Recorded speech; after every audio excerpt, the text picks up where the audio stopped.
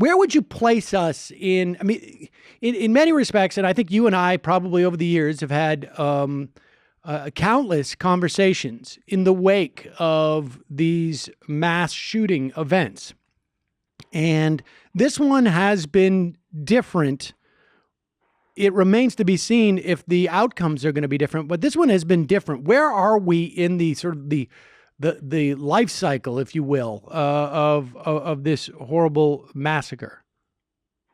Well, it's interesting. I think probably like you, when it first happened, I probably adopted a somewhat cynical posture, assuming that it would be the same, sort of ritualistic process that we go through when we have these mass shootings. And the truth is we've had a bunch just in the last year, a horrific one in Las Vegas, one in the church in down in Texas. And so, I wasn't quite sure whether or not this one would be different, although a lot of people that I know were kind of sensing that from the very beginning, and I actually did not. But I have come around, and I believe that there is something different about this.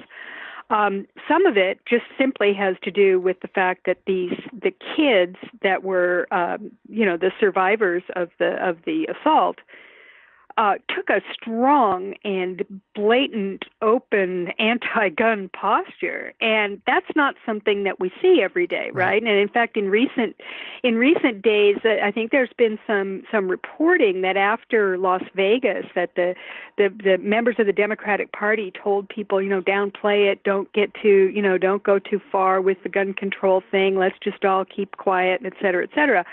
The kids didn't get that memo. And as a result, they've been saying things that people are, people like you and I say it, right? I mean, we say, all that stuff. But I mean, to go on TV and to be so just sort of openly what I think people think maybe is naive turns out to be very powerful. And of course, this is happening within the context of the resistance in general, right, which I think is also part of this, where there, from the Me Too movement to this, to all the electoral work that's going on in grassroots, there is a strong sense of just, aggressive resistance to whatever the Republicans, Trump, and the conservative movement are doing at the moment. So I think that adds to it as well.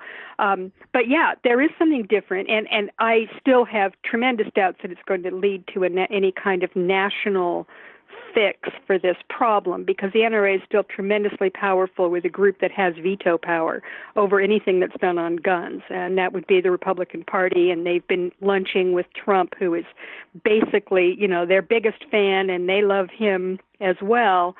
So I don't see that there being a big national change, but this could definitely be an issue that actually has some intensity in the upcoming elections and could affect people on the state level. And bigger than that, I think it may have, and this would be just great if this happens, it may have stymied the NRA's big push for national concealed carry, which is hugely important. Right. And if it stops that, even if it just stops it temporarily, that is a huge victory. You're referring to the reciprocity bill, right? That is where if there is if someone has a concealed carry in a license in one state, they can then cross state lines at will, essentially, and have no concern about it, which effectively creates a national policy of concealed carry, regardless of where you are. Right, and it's extremely dangerous in places like California, New York. I mean, any of the big urban centers, they're absolutely appalled at this idea. They have different set of problems than the people who want to run around with their pickup trucks in some rural area and carrying a gun, which most people in the big cities don't care. Right. If you want to do that, fine.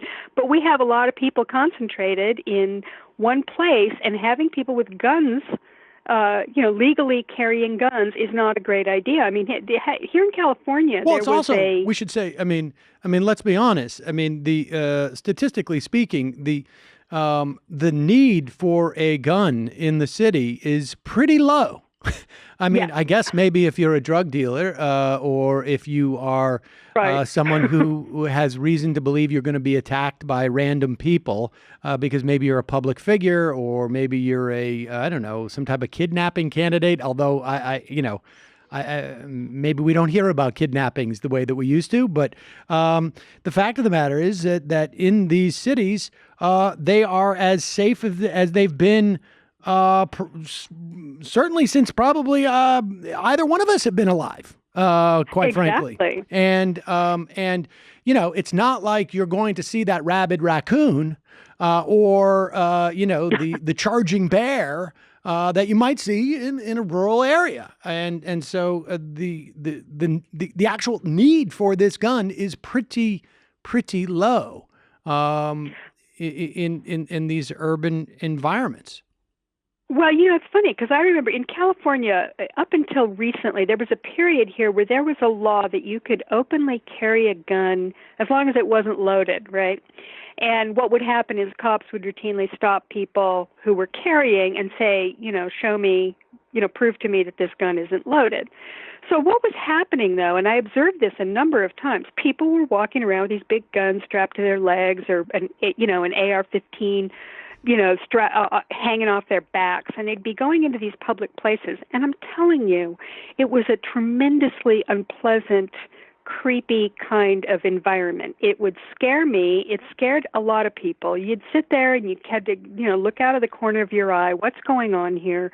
It didn't seem safe. They'd sort of throw the guns around. It was a really, really bad idea. I think the idea was to normalize the idea, normalize Right. the fact that that it was okay if everybody was carrying guns. You'd get used to seeing it. Well, you didn't. And you'd see people in a place, I remember standing in Starbucks, which is right by my house, with this whole group of young guys. They were doing one of their little protests, right, where they go into Starbucks and hang around and show off their guns. And a bunch of cops came in. And I'm telling you, the room was electric. It was really unpleasant. Now, the idea being, of course, that this one group was unarmed. The cops presumably their guns were loaded. But nonetheless, this is not, I don't want to live in a place like that. I just don't. I don't want to live in a place where there are people with lethal weapons just wandering around in my grocery store. It's just, it's unnecessary, it's dangerous, it's a lethal thing. And I think, and California ended up repealing that law. Oh. You can't walk around with a gun loaded or unloaded anymore. So, and I would hope that it would remain that way. I know that the cops did not like it. It was a very, very unpleasant situation for them. And by the way, that leads to a lot of this unnecessary police violence as well. Indeed. The idea that Heather, that there are guns everywhere. Yeah, let's hold that thought for one moment. When we come back, let's talk about that and talk about, at the very least, what we're seeing in terms of the corporate blowback against the NRA, Right. and the tying in the manufacturers of these guns to what they end up doing. We got to take a quick break. We'll be right back. I'm Sam Seder. I'm here with the great Heather Parton, or Digby. We'll be right back on Ring of Fire Radio.